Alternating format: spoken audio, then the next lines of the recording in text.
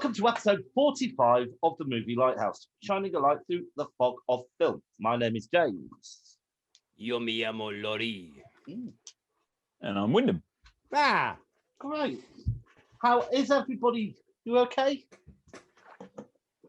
Yeah, not bad, not bad. I'm suffering the COVID vaccine second shot shade, but other than that, I'm all good. That's because you've got a very poor immune system. May well be. No, it is. It's fact. Okay. That doesn't surprise me, actually. Yeah, if you, I have no effects of it whatsoever, which means I've got an incredibly good immune system. Is that right? You can tell that by his profile. Go and turn your head. I mean, look at that. Yeah. That's the immune system of champions right there, Windy Bum. When did you get zapped up? Second one was yesterday. Oh, right. Okay. So sore arm and what else are we talking about? Just general feeling of, it is that kind of fluiness and heaviness. Oh. We'll try and put yourself up for the podcast. I'll try. Great. Maybe if you guys try and be really funny, that might happen. Well, I'm naturally funny. Okay. All right. So, shall we make a start? Has anybody got any news? Hi, hon. How's it going?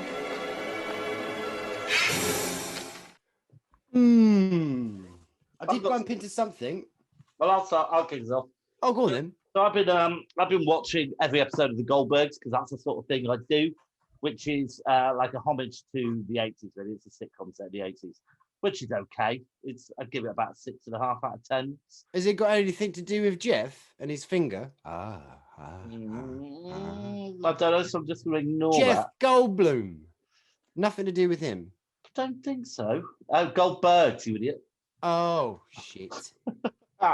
Anyway, what's good? They did they do Halloween episodes, so they did an episode where Fred Krueger, they watched Nightmare on Elm Street, and there was a guest cameo from Robert Englund as Freddy Krueger, which was quite cool, enjoyable. So that was current day England, was it? Current day England, pretending it was the 80s, but because of the makeup, he looked just like he did in the 1980s. That's handy, isn't it? Right, anyone else got anything? Yeah. George A. Romero. Do you know who he is, James? Of course I know who he is. Yeah. Yeah, he did Demons and Demons 2.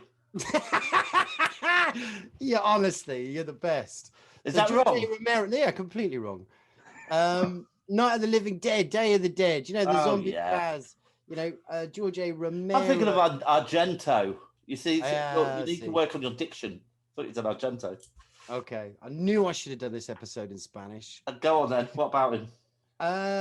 So we obviously lost him a few years ago, but previously thought lost. He did this little short film called Amusement Park, and this is like classic Romero era, 1973, and it's a kind of a weird sort of story how it came about. Basically, it's called the Lutheran Society. Lutheran? Yes, those guys. I knew you would have heard of them. So they wanted him to make a short film about, you know, the aged and what it's like, you know, becoming older and being a little bit sort of cast aside by society. And obviously, you know, like I say, this is, you know, 1973, so he's still full of ideas. They commissioned to make this little film to highlight those problems, as it were, getting old. And he just decided to make this absolutely bonkers, strange, bizarre kind of short film where this guy kind of goes to this amusement park and it just gets weirder and surreal and really disturbing. And you get like this kind of like character that keeps appearing around the theme park, as it were. And it just gets more and more twisted and odd. So yeah, that's come out of obscurity, and it was released on Shudder last week. So that's called Amusement Park. So Okay. I haven't seen it yet, but something quite interesting. Check that out. When have you got anything? No, I haven't. Yes, Well, I've got something. I've got something else. So remember a couple of years back now, probably we did our review of Threads. yes, we Yeah. did. What What? freaking brilliant film! What a joy that was to What an behold. amazing original film! Yes. Yes, No. 100%. No. What? No, it bloody well wasn't. And again, I'm getting my information here from the Goldbergs because In 1983, the American population watched a film called The Day After, which is basically Threads, but the American version of Threads. It's just arrived. I ordered it on DVD. But by all accounts, it's basically they did that and then we did ours. So we're going to have to watch that and compare the two. Absolutely. It's going to be way more jazz hands, isn't it? It really is. I very much doubt. Yeah, very much doubt it's going to be Northerners in Sheffield going, oh fuck. It'll be the deep south, won't it? Yeah. That was 1983, right? So when was Threads then? Was that 84? Was it? Yeah, I checked it out. Yeah, I think it's certainly they did theirs first. Right. And apparently Ronald Reagan looked at it and saw it and then changed his whole mind on the nuclear arms program, or certainly changed the numbers that you had to press in order to set off the bombs. Oh yeah, he changed the numbers. Yeah, so that's pretty good. So yeah, and a little Uzumaki update. It's still not available. There you go. So that's the thing. Uzumaki is this. It's going to be aired on this thing called Adult Swim, which is the new inception of a channel that used to be called Toonami. Really, really interesting channel, and you can't get it in the UK. You can only get it in the US and other countries. But they do things from Adult Swim do appear on other channels. Yeah, like little bits and bobs. But okay, so it'll Uzumaki, turn up. Don't worry. Yeah. Right, anything else, Laurie?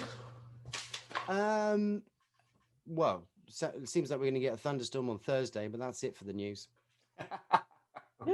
There you go. All right, well, let's go straight in the beam.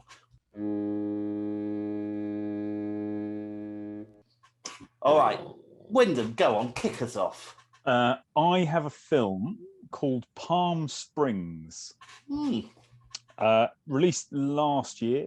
It stars Andy Samberg from Lonely Island fame. No, you know Lonely Island? The dicks in a box. It's not gay if it's in a three-way. Lonely Island are a spoof kind of thing. No, they're a spoof band essentially. I must say though, he's a comedian. I do know Dick in a Box. Justin Timberlake performed it, didn't he? Yes. And also, just a little segue, I've performed twice in a musical called Slice of Saturday Night, and at the end there's a whole bit with a dick in a box. So there we go. Well. Who provided the dick? Is it attached to anybody? My first performance, it was my penis. Yes. I played a different character the second time round. I've got one more shot at it. I'm now coming up to the age of playing like the old guy who runs the club. I've got about 5-10 years to wait, and then I can do that, and then that's it. My no more night fame journey. Oh, no more dick in a box for you. No. Okay, so tell us about Palm Springs. Yeah, Palm Springs. It's basically Andy Samberg's character is trapped in a 24-hour loop. He's at a wedding in Palm Springs, and he just like Groundhog Day. A little bit like Groundhog Day, but he's on his own, and then every now and then you find somebody else joins him in the loop, and he ends up having this young woman in the loop with him, and it's very funny. Oh, it's good. So it kind of starts off as a romance, or you feel there's a building romance, and then J.K. Simmons is in it. Okay, the one who did the Harry Potter books. Yes. Right. She's very she's making a hell of a cameo. Yeah, it's good. Yeah. Careful with them. Laurie might come down on you like a ton of bricks because it doesn't fall into cult, horror, sci-fi, or fantasy. Fantasy was the other one, Laurie. There you go. Well, this is a time loop. If that's not sci-fi, I don't know what is. Yeah, Laurie. Okay. Well, go on, Laurie. What are you going to choose? You've upset Wyndham. He's left. Yeah. Where's he gone? Oh, it's all right. Sat down. I know he's back. Wyndham, a while ago, did you flag Army of the Dead? Yes. Okay. I'm not going to talk about that, but that's really good. I really enjoyed it. James hated it. It's long though, isn't it? Didn't hate it. No, it's not overly long. It's 2.5 hours. No, it's not overly long. It's right. delicious. Are you right? So you're choosing Army of the Dead? No, absolutely not. No, absolutely not. I am choosing Delia Derbyshire, The Myths and Capes. Have you watched it? I don't have time to watch everything, but as we all know, Delia Derbyshire was responsible for the kind of what would you call it? The original Doctor Who. She didn't write the theme tune. She didn't write it, but she created it. And as everybody, she well, some guy gave her a few notes on a piece of paper. Ron Grainer wrote the theme, and then the BBC Radiophonic Workshop created the theme, and she used. That's what she did. She also created the sound of the TARDIS by using the strings of a piano and a key, and then scraping the key against the strings of a piano, and then slowing it down. Oh, isn't she delicious? But anyway, yeah. But so basically, this thing, Delia Derbyshire, the Myths and Legendary Tapes. It is an hour and a half, so I'm saying it definitely is a film. It's got actors in it. It's got a beginning and a middle and an end, so I'm saying it's definitely a film. But it's actually Arena, so you can watch it on iPlayer. So you get that beautiful opening Arena. Yeah, I loved watching that. I haven't seen that for years. It's just beautiful. But anyway, yeah, it's just really inventive.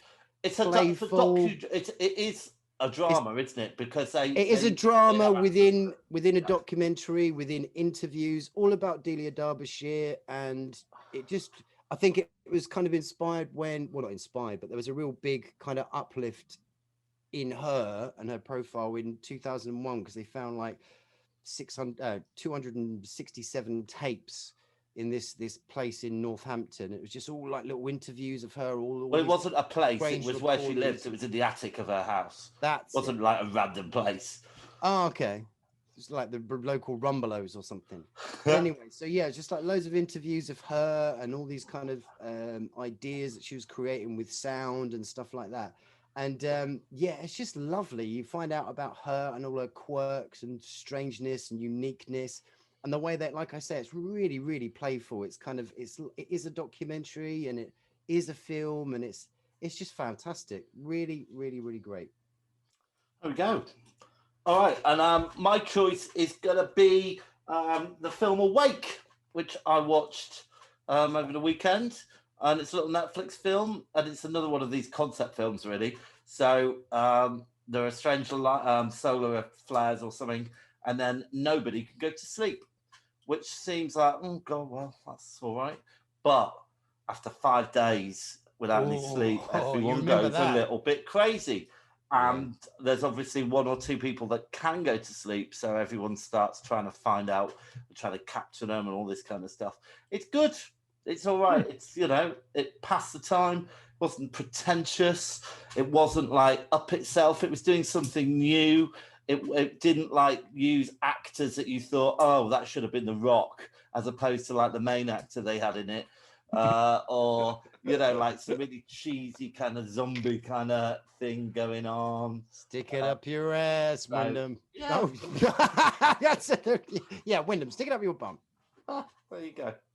So Awake. All right, so let's go on the rocks. Love on the rocks. Ain't no surprise.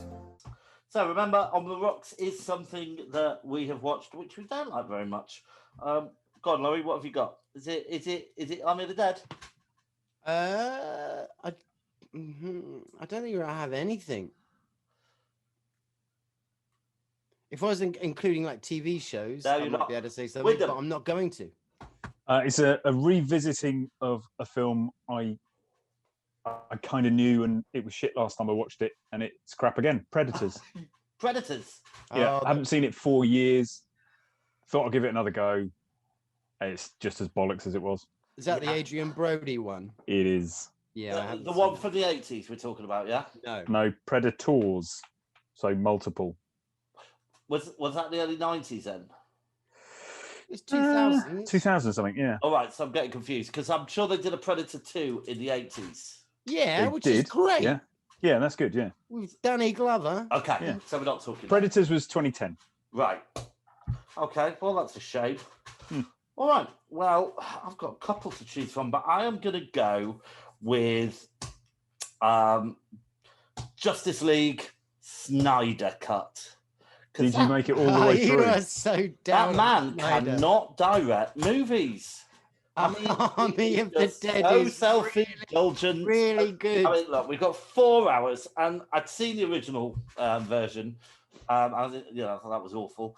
and this is just worse. I mean, it just goes on, and the whole 20-minute section at the end, which has no relevance to the rest of it. You really don't care about the characters. Wonder Woman's all right, but it's just a bit shit. Should have watched Army. They did. All right then. Oh, what's that noise I can hear?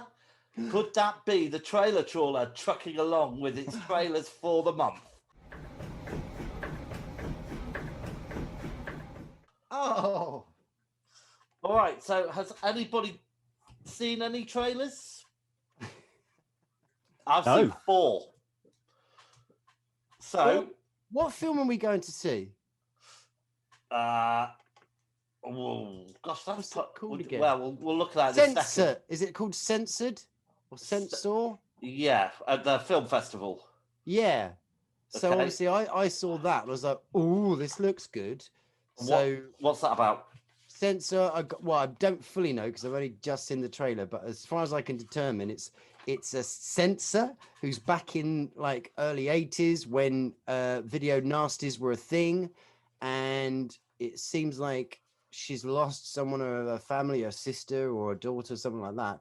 And then she slowly starts getting pulled into the film. Similar kind of deal, Barbarian Sound Studio kind of deal by the looks of things. That's the idea that I'm kind of getting from it. So I thought it looked really good. And that would be my first time back in a cinema with anybody, but it's actually going to be with you guys as well in July. Yeah. Lovely. All right. Well, I'm just going to mention... I'll mention a couple, but the first one I want to mention is The Green Knight. Anyone heard about this? Starring Dev Patel. So it's based on Arthurian legend, which I quite like the Arthurian legends, and I think there's always scope to do more with that. But it's about this knight, a fair green knight, which is like it's like a knight made of wood. It's like a tree knight, really. Yeah. I think he appears in Excalibur, doesn't he? Possibly, I don't know. Yeah, but that looked really good and quite original. I think that's going to be a great film. And then, have you got any? Dev Patel is always good value. Yeah, he really is. And then I saw the trailer for Venom 2, which encouraged me to go back and watch Venom, and I really liked it. Watching it again, I think you really liked it the first time as well. Oh well, that's good. I'm consistent. Who would have thought that? But I think it's going to be good, and I think what's his name? Who's Venom? Tom Hardy.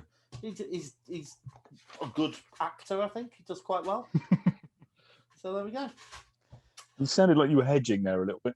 He's a good actor. Well, I don't want to say he's very good in The Drop. Have you seen The Drop? No. He's very good in that. Oh. Is that about Amazon deliveries? Yep. Great. Yeah. All right, so should we get on to the main feature because it's really hot and I'm melting. Oh, yeah. It's so hot. It's so hot. Our cranes are going to melt, and therefore we won't be able to do any animation because it is anime.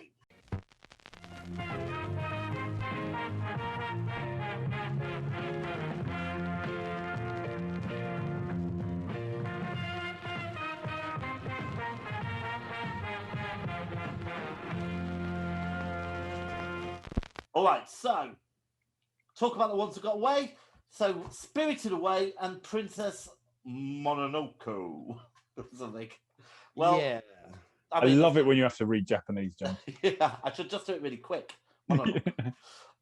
Spirited Away. It's the first film I saw by Studio Ghibli, and I thought it was great. I loved it, but it's the most well-known one, which is why I'm quite glad we chose the other one. I don't know anything about the princess one. Anyone else? Princess Mononoke. It's beautiful. It's kind of a story about humans and nature and the balance between the two, and the wrong that human does and the beauty that nature is and the scariness that nature can be as well. It's a really, really great film. But I am very conscious, anime is gargantuous. It's massive. And we came up with before you do real this, standards. Maybe, you can talk about this in a minute because I'm going to give you a bit of information about anime, which will probably answer most of your questions. Okay, so in the news, I'm going to give you some facts. Fact number 1, Anime is in fact an abbreviated pronunciation of animation. It began in 1917 by Japanese artist Shimokawa Oten, Junichi Kuchi, and Shitaro Kitayama. No. It's not synonymous with cartoon, despite the popular belief held by the uneducated masses. Anime is considered to be an art form by those who appreciate it. A wide range of audiences are targeted with complicated, in-depth, and emotional storylines. In Japan, more paper is used to print manga than toilet paper. Yeah. Dirty bastards. On TV, so some big anime on TV was Cowboy Bebop. Anyone see that? Yes. Yeah, great. No. Me neither. Full Metal Alchemist. Yeah, that's on Netflix. Genesis and Evangelion. Oh, yeah, Evangelion. All right. And One Piece. Oh, One Piece. Yeah, okay. That's cute. Okay, music. Most famous music video based on Ghost in the Shell. Great. And top 5 grossing films. We have Demon Slayer, Spirited Away, Your Name, Howl's Moving Castle, and Ponyo. Anything you want to add to that, Laurie, before we get into the first film? I know. I don't know. I remember when we were choosing them, Wyndham, you mentioned Legends of the Overfiend and things like that. It's just, it really, when we say anime, we are talking about, stuff that's coming out of Japan, really. We're not just saying animation as a full thing. But yeah, just the stories, it's just weighty. It goes into places you could have kind of never dreamed of sometimes. And the ones that we have pulled out are very kind of arguably, very well known films. But the two that we have chosen are great. There's no denying it. But yeah, it's just a great art form. I love it to pieces. And actually, there's a revelation later. I'll pop out because I was asked the question, "What have you learned from watching that film?" And yeah, I'll tell you later. Oh, stay tuned, everybody. Yeah, crikey. All right, so let's do film 1, Akira. It was released in 1988. The director was Katsuhiro Otomo. The author was the same person. The screenplay was the same person. The music was by Shoji Yamashiro. The budget was $5.5 million, and it made $25 million US at the international box office. It won the Silver Screen Award in 1992 at the Amsterdam Fantastic Film Festival. brilliant. It was a nominee for the 2007 American Anime Awards, and that'll do. And it's got a 90% rating on Rotten Tomato. I'm not even going to attempt to read out who is acting because I've got Japanese voice actors, English dub actors, blah, blah, blah. So there's lots of people involved in the voices. So well done to all of them. Yeah. Let's have a clip. Tetsuo, just hang on. He's really hurt bad. Who are those kids? They seem to be an ordinary bike gang, sir. Tetsuo! Hey, wait! You can't take them away like... It was a dream that I saw. You mustn't let that boy go. The city will crumble. So many people, so many will die. We get to meet Akira again. Oh, I'm exhausted already. In it, eh? Laurie, give us a synopsis of what happens in this movie. Neo Tokyo. I can't remember the year, but the opening scene, you kind of you're panning in. You got the bird's eye view. You're coming down, and then there's a white light that eats up all of Tokyo. Something's gone down. What the fuck's that? Next minute, you're kind of in Blade Runner-y kind of world, definitely in the future, and just these really cool dudes on really cool bikes are going around having a fight with a rival gang, and as kind of like a really cool chase scenes going on, one of the dudes, Tetsuo, bumps into this kind of little grey weird looking fella, and yeah, it seems like he's changed quite considerably from that accident. And your time's up. All right, so Win, have you seen this before? No. Wow! I hadn't seen it before either. What the shit? No, I had it on DVD for about 15 years. Why? Why did you have it for Dunno. 15 years? I sold it about a year ago. Can you believe it? Anyway, when did you first see it, Laurie? Oh, crikey. Blimey, probably about 1992, 3, somewhere around there, on VHS. And, well, blow me. Yeah, just delicious. All right. Well, I have to say, I kind of disagree watching it for the first time. I wasn't hugely impressed with it. I found it quite hard going.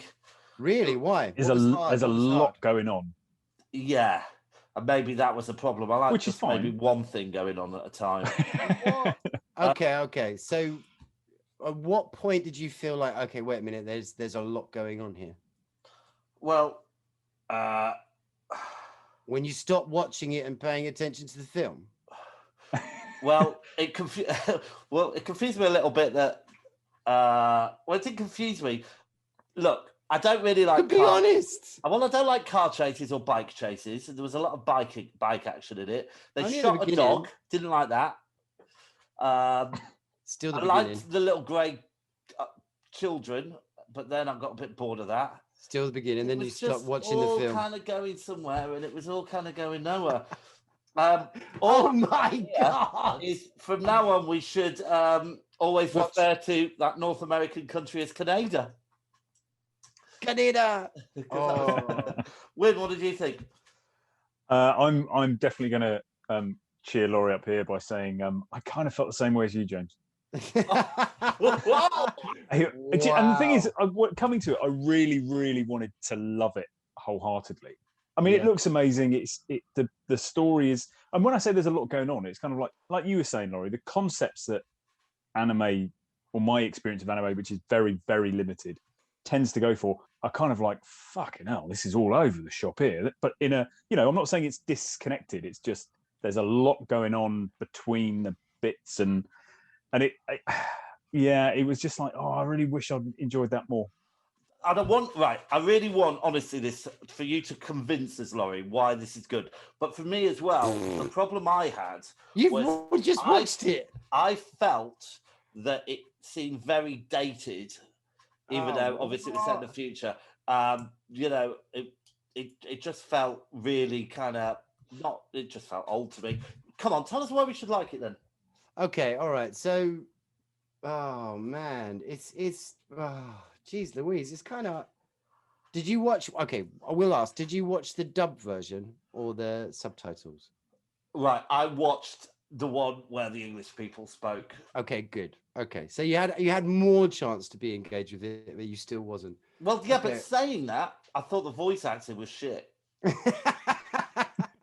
I wasn't really impressed with the vocal acting in this. Well, you don't. You kind of can look past through that, really. But anyway, why is it great? I suppose. All right, so the scale of it is I think it's just breathtaking. And it is okay. You don't like bike chases and stuff like that, and you definitely know I have a leaning to that kind of more Blade Runner kind of feel, which definitely this film has been inspired by. So that whole kind of look of Blade Runner. But I suppose it's just the lovely idea and the design of these little grey dudes turning up, and then it's like, what the hell is that? What's going on here? And Tetsuo, he's smashed into this grey dude, and basically this Akira. So Akira essentially was this young boy, but there was something in him that was right. So I was going to ask you this. Yeah, so I've written down here the mystery of Akira. I couldn't agree more. What the fuck's Akira?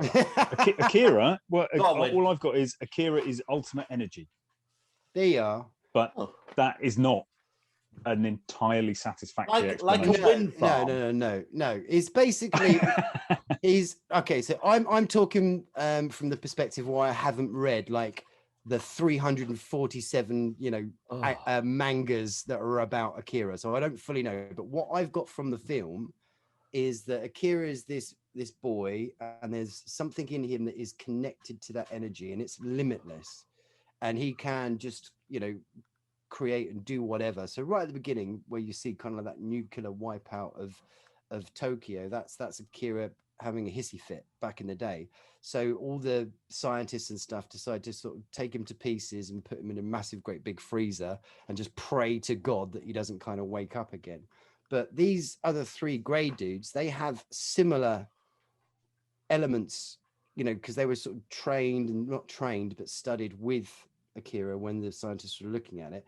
But anyway, so Tetsuo has this massive crash and bangs into one of them, and he gets that kind of that energy woken up within him, and he's a young punk and all that, full of jealousy, and not necessarily jealousy, but he's got, his best friend Kaneda is always the stronger one and all that, and he just suddenly now he's realizing he's kind of got this power, but he can't control it. It's kind of awakening in him, and it's consuming him, and he's just getting more and more and more and more mental, and everyone's kind of trying to stop him. It's like, calm down. The science is he, because when the secret police take him away after the crash and they conduct experiments on him, and they find out that his brainwave patterns are the same as Akira's. Beginning to right, and ultimately they get to a point where they match.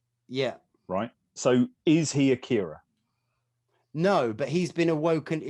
Akira is one boy that had the energy, and Tetsuo has opened up with that same energy, that potential. I think it alludes to that everyone has it. Yeah, go on.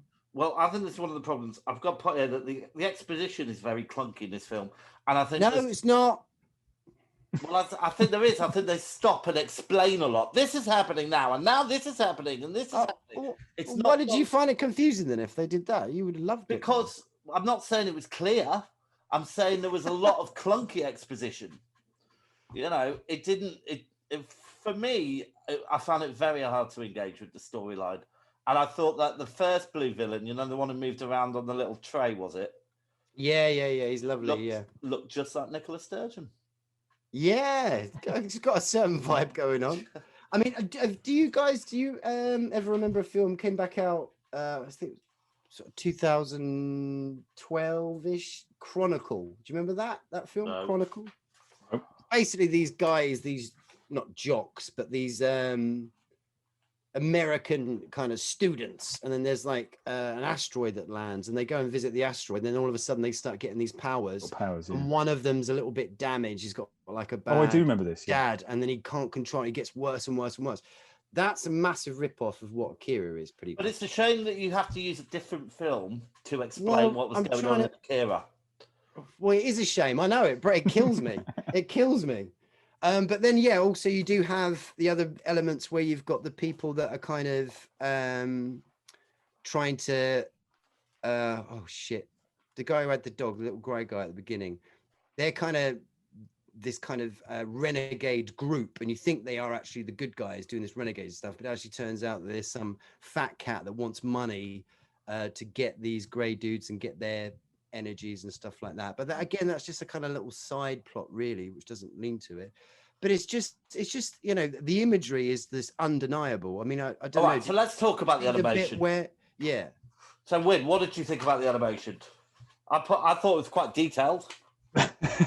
It is. I mean, your comment, Laurie, the whole Blade Runner piece, it is that kind of layered, and I think it looks great, and I do enjoy the stylistic look of anime, and I appreciate that is a very broad church, and there will be different styles within it. But that kind of typical things you think of when somebody says that. So I think it looked amazing, absolutely amazing. But what was going on with their noses? I can't remember what their noses look like. They all look like they had League of Gentlemen noses. No, their immune systems must have been terrible. But maybe that's just the style of the dude. Well, tell us about the animation. What were we not seeing? I don't know. It sounds to me like you weren't seeing the film. I mean, it's just like even all of it is just absolutely stunning, spectacular, timeless. No, it hasn't dated. It's an absolute masterpiece. It's fantastic. The way that, going back to Tetsuo, when, you know, obviously his powers really kind of starting to come out and he can't control it. It just turns, you know, the whole beauty of it just sort of sprawling out, and it's just gorgeous. I'd never ever seen anything like that before. And I'm sure obviously in anime there probably were other animes that did kind of similar stuff, but definitely didn't nail it like that.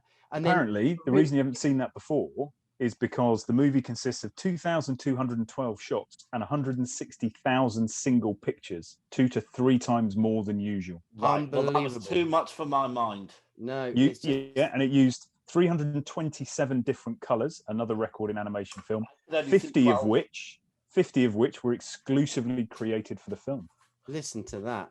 And then also listening to the film, the music is just absolutely spectacular. Right, if you want to get onto music. Yeah. Okay, so the music is a bit of a mess.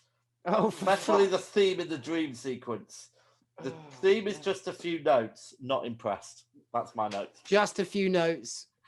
Perfect. It's absolutely the music is brilliant. Really? Yes. Wyndham, really. what did you think? It didn't make much of an impression. Wyndham's. Maybe they use new. It never does though. You guys are, notes. Yeah, you guys are always more attuned to that than I am anyway. So I wouldn't take that as a negative against this film. I have a problem with using just a couple of notes, i.e., the Jaws theme, or Close Encounters. Don't say beans means Heinz. Happy with just using a couple, but their theme tune was shit. Laurie's got that look on his face where he's thinking, why the fuck do I do this podcast with these two bellends? Also, Newton's law of motion clearly states that if you jump onto a bike that's hurtling towards you, you're just gonna smash. It's gonna push you back. It's like a, and he just kind of hopped over it. Yeah, it's because Kaneda's bang on cool. You totally only saw the beginning of this film. I saw the whole thing, all the way to the bit in the end where the guy went all power mad and was going, I'm Akira, I'm Akira. And I was going, I still why did the toys get big? Oh, they were in disguise. They were the grey people in disguise. The children, you mean? Oh, so it was a mental projection. Yeah. Why were they grey anyway? Why were they grey? Because they said, locked inside. They were tested on, were they? I saw that bit. Yeah. It's a style to kind of denote. Yes, they've been locked inside. They've been tampered with. They are different than the normal. So it's an absolute astounding work of art. It's not dated in any way, shape, or form, and it's a fantastic film. Now, funnily enough, I've got here in my section where it says, "Does it stand up today?" I think age has not been kind to this film. Yeah, you said that. All right. Anyone got any memorable scenes? Memorable scenes. I suppose going back to the first time I saw it, obviously I loved the whole opening sequence and the light trails behind the bikes and stuff like that. But it's when Tetsuo first, he has the shing, and then it goes Akira like that, and his guts spill out all over the floor, and he's trying to pick up his guts. He's like, and I'm like, what the? Oh yeah, I quite like that. That was good. I'll choose that one. How about you, Wyndham? Well, I think it's when Tetsuo's power is really beginning to build, and he escapes from his, I say hospital room, but kind of hospital prison room, and the two orderlies try to get him back in the room, and they just end up red mist. Yes, I like that. I'm going to choose a bit where all their toys came to life. I quite like that bit. As the psychological projections. Totally look angry at me. I've seen the whole film. I swear to you, I've seen the whole film. In fact, I kind of watched it twice. I quite like the bar as well. You know, the bar's great. Bar the group go to, the gang there go is to, no and then when bar. Tetsuo comes back, are you just testing me? There is no bar. Is there? Yeah. Didn't see that bit then. All right. Yeah. I've got some memorable lines. How'd you like to try that on me, fish face? Do you remember that one? Oh, you look really upset. How about this one? And what do we have here? Are you the funeral director? I don't have any memorable lines. Badass. Anything I've else? got one. Go. I've got one. Yeah, amoebas don't make motorcycles and atomic bombs. No, Like don't, it. Don't. Oh, look, I'm sorry. I didn't really want to like this, Laurie. No. Honestly, there's no need to apologise at all. Good, because I didn't mean it. Yeah. Anything else anyone wants to say before we score it? Go and watch it. If you haven't seen it and you're listening to this, Akira, go and check it out. It's Look, great. in fairness, it is one of the top-rated anime films of all time. Of all time. Yeah, so maybe it's just not for me, really, or Wyndham. Yeah. But it is for you, Laurie. Yeah. And in celebration of that, I'd like you to kick us off with what you thought about the performances. I loved it. Great style. Great. Out of 10? Yeah. I mean, like there is definitely character that they bring across. So out of 10, I'm going to give you, 9. Yeah. Wow. Wyndham. 5. I think that's a 4 for me. Wyndham, I've changed effects to animation. So, Okay. animation. 7. It gets a 6 from me. 9. 9. Good. Right. Plot. 5. Wyndham. 7. Laurie. 8. Good. Rewatch factor. Laurie. Rewatch factor. 8. Wyndham. 3. 2. Direction. Wyndham. 6. 5 for me. 8. Cinematography. Laurie. 9.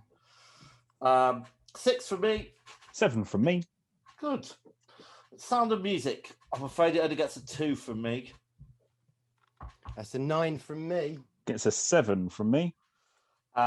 Originality. Wyndham. 9. Laurie. 8. And 7 from me. Enjoyability. 4 from me. 8. 5. And life-changing past and present. Wyndham. 0. 2. 7. Mhm. All right, so let's add up our scores. I give it a 56. I give it a 43. And I give it. Bear with me. 83. All right. 3. Nice number. What numbers there? Gives it a score of 60.6. 60.6, which on our 2021 leaderboard puts it in 7th place, just above Theatre of Blood, but just below Event Horizon. And on our whole thing, it gets joint place with Dawn of the Dead. Christ. It's just above Razorback, but it is below Tales from the Crypt and Eyes Without a Face. I think that's all right. It's not done. It's not done badly. It's in like the I feel bilious. yeah. Anyway. Well, let's use that wind in your bilious sails to move on to our next feature, which is Grave of the Fireflies. Strangely enough, this was also made in 1988. So it's like we did a year. Isaru Takahata was the director. Oh, the author was Akiyuki Nosaka. Screenplay Asao Takayata. Music Michio Mamiya. Budget was $3.7 million. It made, get this, $517 million. That's a lot of dollars. That is. It won at the 1989 Blue Ribbon Awards. Blue Ribbon? I don't know if it's about a biscuit, but that's cool. I got those, can't get enough of those blue ribbon blues. Oh, blue ribbons, the milk chocolate, wafer biscuit, I always choose. When my woman treats me right, she buys me blue ribbon, wafer biscuits, crispy and light. I've got those, can't get enough of those blue. Oh, thank you. By Blue Ribbon, the biscuit to beat the blues. Is it not the biscuit? Well, then fuck be the biscuit. It's got to be the biscuit. Special award that year. Blue ribbon, people. Right, what should we do? Let's do film award. It also won in 1994 won the Chicago International Children's Film Festival, which must have put a bit of a dampener on their celebrations. Here are kids. Enjoy. Never-ending story. No. They remember this is 1988, so this is all where the wind blows and all. Yeah, fair enough. That was 94. And it gets 100% on Rotten Tomatoes, which I find a little bit hard to believe because everyone keeps going about Paddington 2 being 100%. Again, I'm not going to go through the names because it's just a bit hard. You do it so well, mate. Go on. No. He's nearly got me there. Right, but let us have a clip.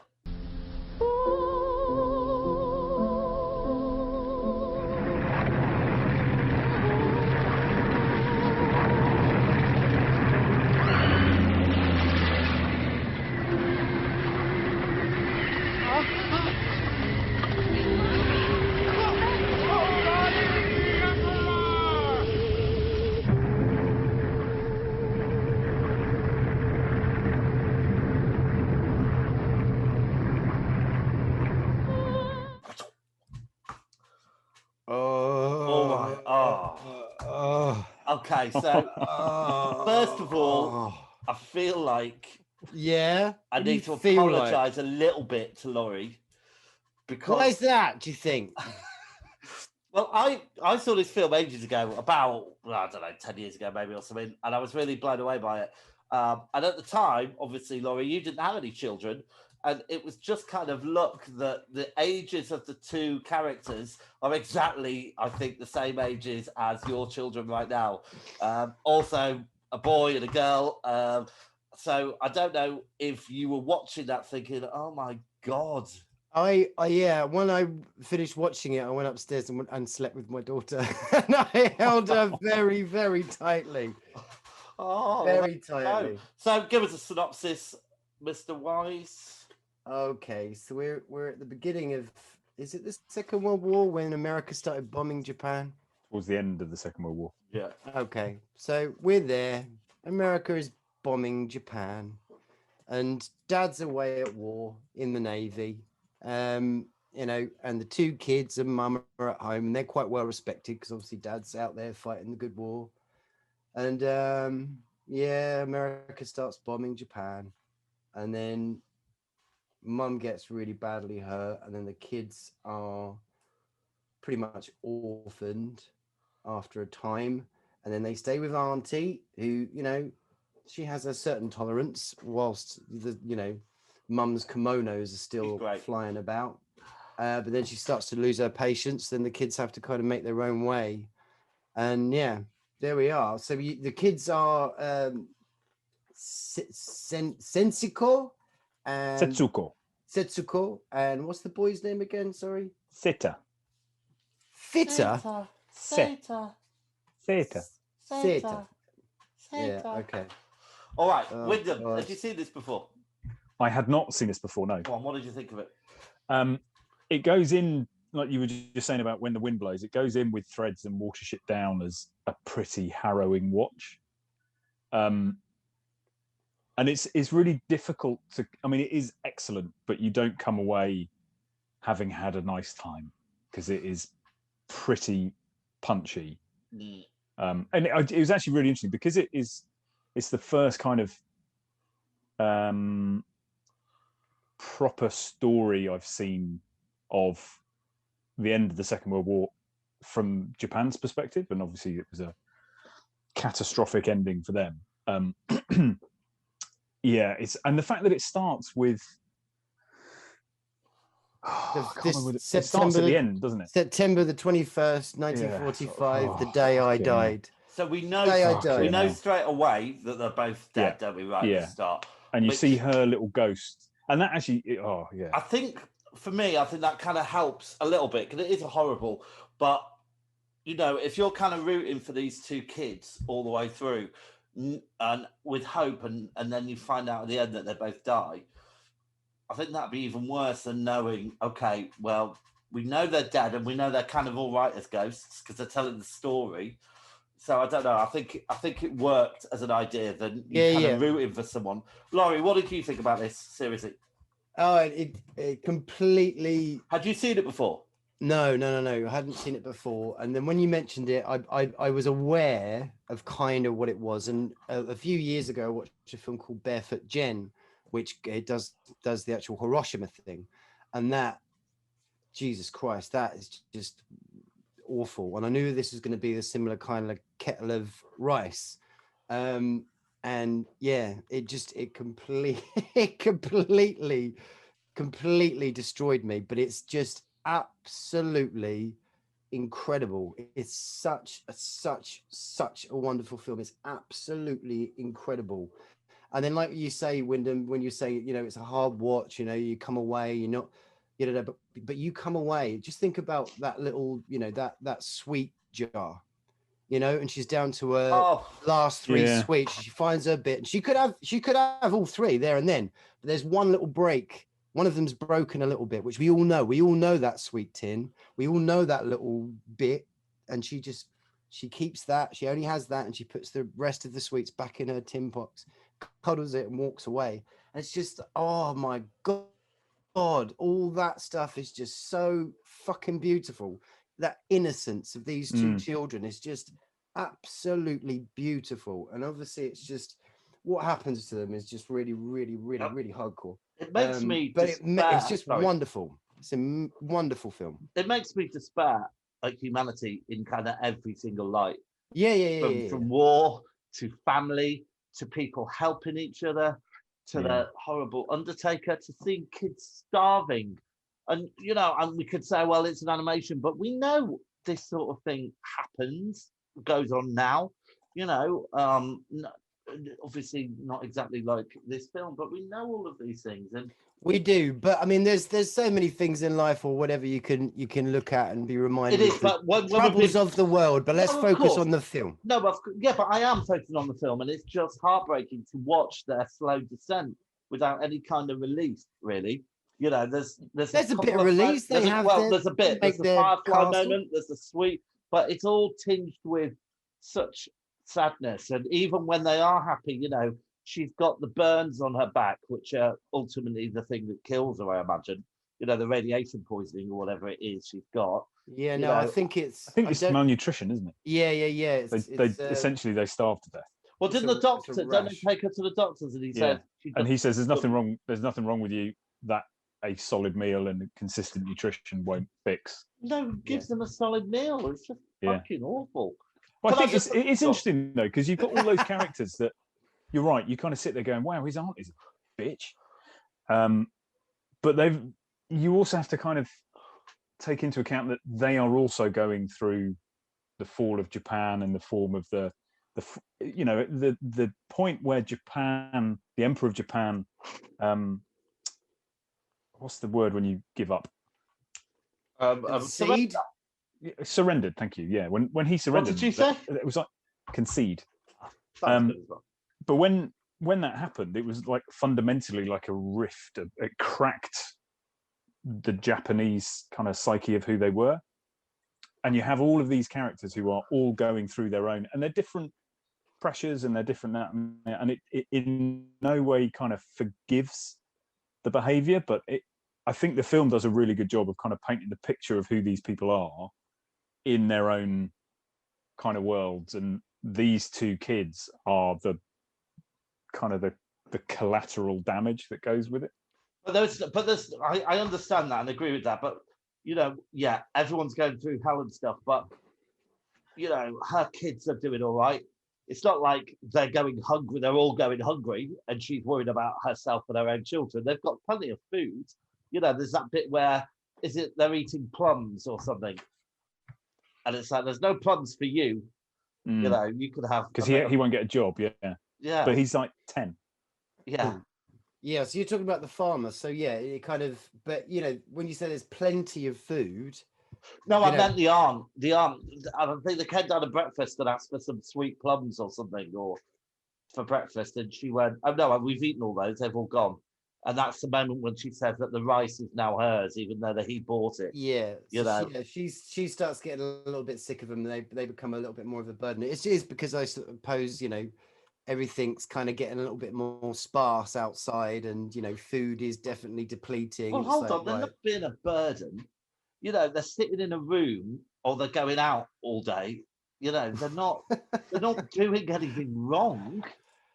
Well, I know that. I honestly, I should have written a letter and tell you. Can I ask you, did we, again, how did we listen to this? Watch it, original Japanese, or did we use English? Yeah, that's important. So I went dubbed version. Yeah, I went subtitled. Well. You went subtitled? Yeah. Okay.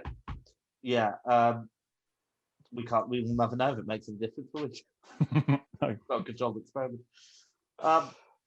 I thought it was brave to look at the effects of the atomic bomb but I don't know. I don't think they were Hiroshima or Nagasaki. No.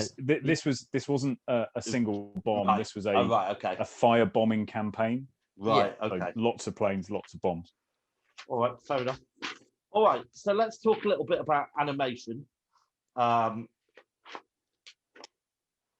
think I don't know a lot about animation, but I think what they did was catch the subtlety of the children, and certainly the little girl, her mannerisms, her kind of look. They just you just felt she was a real little girl.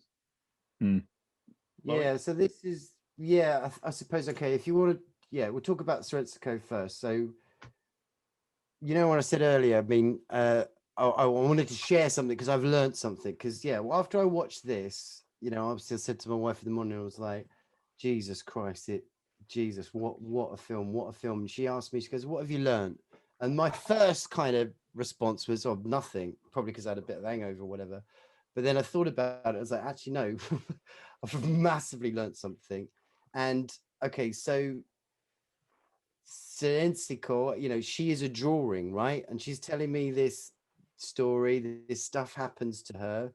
And, it isn't a case of, they do a certain scene and they say cut, and then she goes to a Winnebago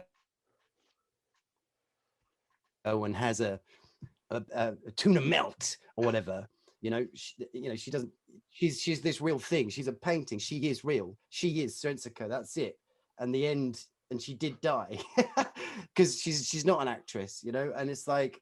That's really meaningful to me. And the way you talk about, obviously, the performances and animation, but what this film has also got in it, and you see a lot in good anime anyway, is the representation of nature and phenomena. I mean, like really early at the beginning where you see America, they started to firebomb the place and our boys running around. But there's this really weird moment where the bombing's kind of stopped and he just looks. And it's all really quiet, and you just see the shadow going across the wall and just the water doing its thing. So beautiful, the way, kind of real life is, like the way nature is. And you get that all the way through this film, just loads of amazing detail. Obviously, you've got the Fireflies themselves. There's this lovely, beautiful scene where, they've made their own little fort, and the Fireflies are there, and they actually encourage them all into like the mosquito net. So they're all just there. These beautiful fireflies all flying around, and these two just having a wonderful night together, looking at them. And it's all of the detail is just so beautiful. The importance of food and the way that they're cooking the food, and just that little rash on the back of Sensico's back, and it's not going to turn out well, but the way that kind of builds. And then obviously you get to some really, really, really heavy scenes later. So William, it's just beautiful. What were the scenes that kind of pulled at your heartstrings? Yeah, well, I think it's saying it gets heavy later, but it starts quite heavy with the mother. No, I'm talking about the bit where she's got the two rocks for him, and she's made. Oh yeah, and it's just so hardcore.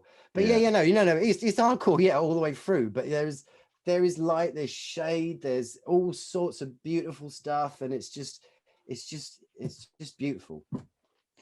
Yeah, for me, I think that scene when the mother dies and he goes and sees the body and it's all bandaged up and there's already flies have been on the body and there are already maggots growing and all that kind of stuff. And it's that, I think that scene for me was that moment where you kind of think this may be animation, but this is what happened. This is a representation of what actually happened 70 years ago. And it's not involving. This is what I'm saying about not involving actors. It's almost like it's a pen, you know, writing on a piece of paper, telling you the story. Yeah. And it has so much more gravity than, you know, fucking Celine Dion. No, Wesley Snipes. You know, giving us his best version of Serensical. Because it's not going to cut it. This is line on paper. It's just, I don't know what I'm talking about, but this is heavy, beautiful, wonderful, amazing film, and I'm not going to watch it again for a very, very, very, very long time because it tore my heart out. I thought the music worked very well. I thought it was very melancholy, fitted well, and I especially liked, I can't remember now, but especially like the funeral music. It wasn't too somber, but very emotive. Any comments on the music before we move on? Yeah, music's beautiful. It's kind of like an orchestra with this lovely flute that goes all the way through it. Just really tender, really, lovely, beautiful. I keep saying that word. I need to find another word for beautiful. All right, I do have a couple of problems with it. I thought the ending was a bit of a damp squib. I know where we were going to, but it just kind of like tailed off and stuff. So do you not think that's reflective of his life? But as soon as Setsuko had died, he had no reason to continue to fight. Yeah, well done. Yeah. And he just kind of drifted off. I guess so. Yeah, but yeah, that final scene you see of them, that's them looking at modern Tokyo, isn't it? Oh, is it? Yeah. Good stuff. And I wasn't sure, and I can't really remember this now, but I wasn't sure about the best bits moment of his dead sister. I thought that was the highlight reel. Yeah. So it was like a flashback of all the good times. Didn't really work for me. But there you go. All right. Memorable scenes then. For me, the scene where he's holding his dead sister through the windy night, I thought was quite nice.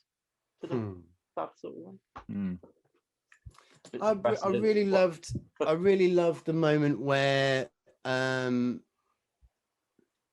can't remember if he just explains to her that mum's ill and we'll see her later, whatever. But he's just been to the hospital, or whatever, and she's in a really, really bad way. And then you see the Sensico, she's kind of standing there just going, just like kicking her foot in the sand. And he goes over to a pole and starts doing these acrobatic things. Acrobatics, you know, the way, like, you know, you talk about I've got my kids, but the way like a boy may kind of try and get his way through it, try and be strong, and the way the girl just sort of kicks at the sand and then slowly kneels down and starts crying. That was a really, really beautiful scene. But there's so many absolutely superb moments throughout it. But Wyndham, what about you? I think the stick in the head is the mother.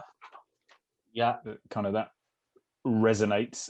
And then actually just any of those moments where Setsuko is, because she's a little child, she's getting frustrated or sad or teasy or whatever, and it's not a particular scene, but it's just he never loses any kind of control around his sister.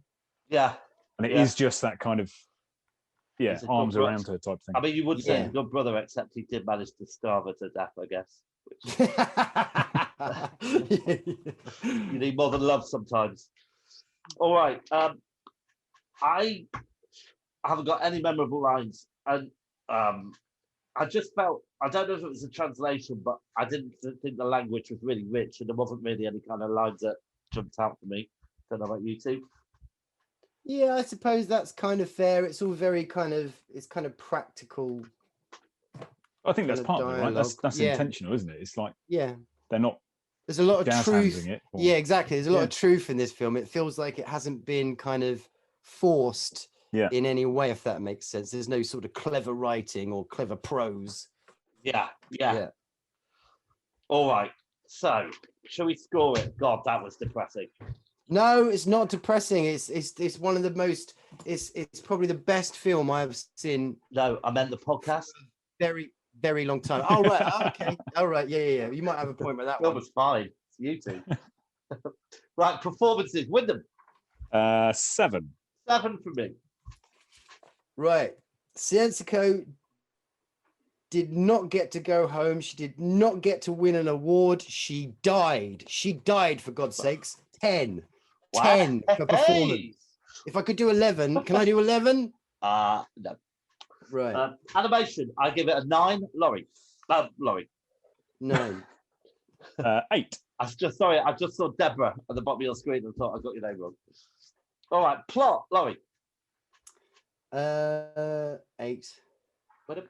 6. 8. Rewatch factor, Wyndham. It only gets a 2 for rewatch. Oh, 7 for me.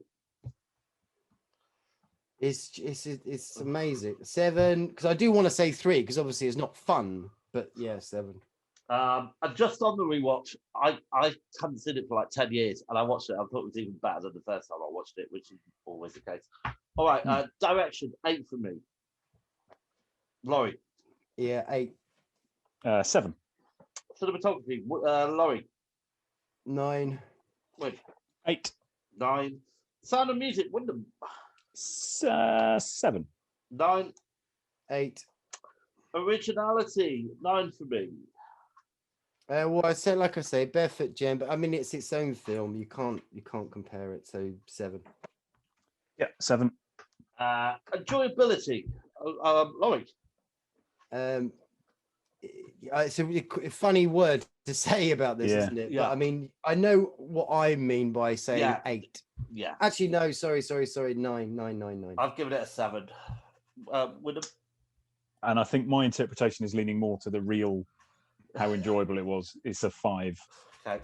And Wyndham, life-changing past or present? 0. 8 for me. 6. Right, okay. I think it's got quite high scores. I've given it 82. 82. I've given it 56. 13, 16, 18, 19. That would be 81. We're very close. 81. 73. 73%. All right. And my score would definitely have been higher, but for a low rewatch. Fair enough. It's definitely worth watching. Definitely. Okay, well, it puts it number 2 on our 2021 leaderboard, just below The Wicker Man and just above The Descent. And all in our high scoring one.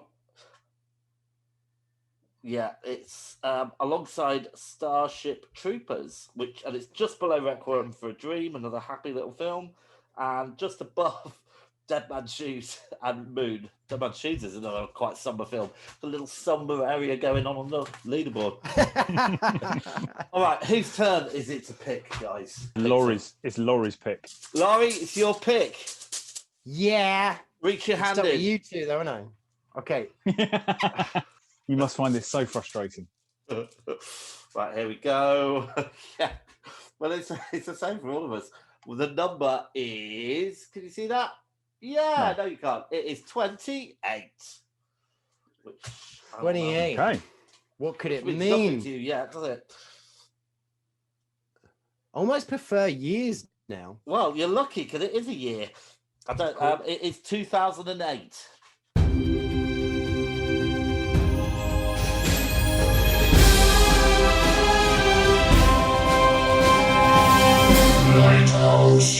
All right, I'll give you my first choice, which is the original Hellboy film. Okay, right. The Guillermo. Yeah. How about you, Wim? I'm going to give you Pontypool, What do I which is a film that our good friend of the show, Jasper, was a producer on. It's got Stephen McHattie, Lisa Hall. Other people. Yeah, and there's something sent around the place by audio wave or over the radio or whatever. Okay. Sounds good. All right, my second choice is going to be the original version of Let the Right One In, which is a vampire movie based in the Netherlands, I think. Sweden. Yeah. There's a good runny nose sequence in that. And I do apologise because I'm struggling with a second one. But last time you apologised and you came up with a banger, so let's see. I did, but I don't think it's going to happen again. I'm going to have to go for The Day the Earth Stood Still. With Keanu Reeves one. I love the original. I haven't seen the remake. All right, go on then, Laurie. What are you going to do? Okay. So I think it's going to have to be Pontypool. Hey! And Let the Right One In. Yay! All right, well, that'll be fun. Right. Well, it's got to be more fun than this episode. Hope you're having a great summer, everyone. And you've had a lot of laughs with us tonight. We'll be back very soon for Laurie's picks. All right, guys. Cool. See you soon. See you in 2008. See ya. Bye.